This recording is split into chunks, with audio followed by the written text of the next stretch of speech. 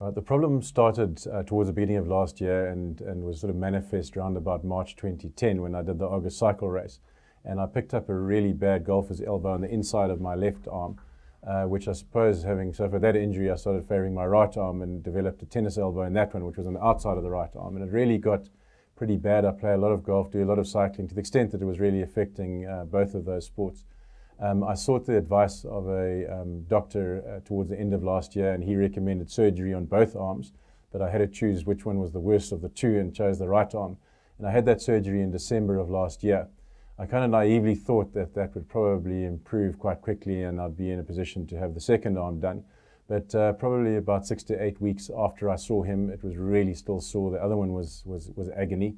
The kind of pain was so bad that the day before the op, I couldn't even work the remote control on the TV. So it sort of vindicated the decision to have the op. I then was referred to Phyllisburger by the surgeon, Charles Brecken, and that was 8 weeks after the operation.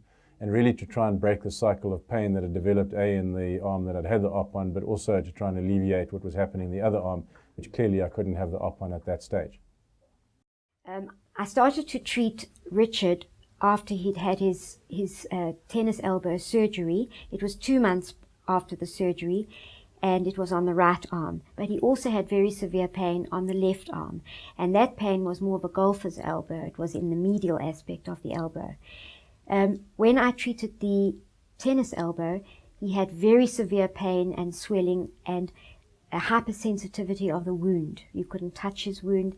There was sharp shooting pains, swelling, and severe limitation of movement. The first visit I had to Phyllis, I was in absolute agony with both arms, and particularly sensitive on the one that I'd had the operation on. I remember having a look at it, and it was just sore to look at, and there was talk about acupuncture and doing various other sort of interventions. I then proceeded to use the NMS 460 on the nerve supply.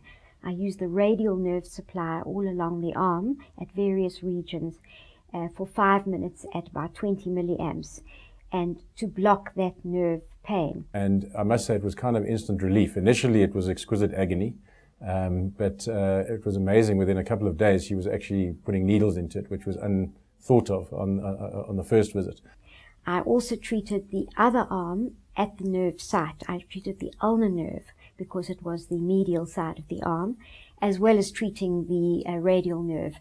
And we got incredible relief of pain in the tennis elbow, in the elbows, to the extent that he was able to play golf at a very high level. He's actually traveled overseas.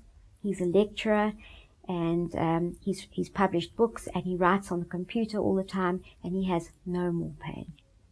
I've got back to full activity. I'm playing more golf than ever. I cycle a lot. I've been in training for the last couple of months and ready to ride the 94.7. And interestingly, the elbow that I didn't have the op on probably healed quicker and better than the one I did have the op on. And what it means is I don't have to have the op on that arm. So I think as a kind of vindication of the treatment that was applied, it does show that it definitely had some impact.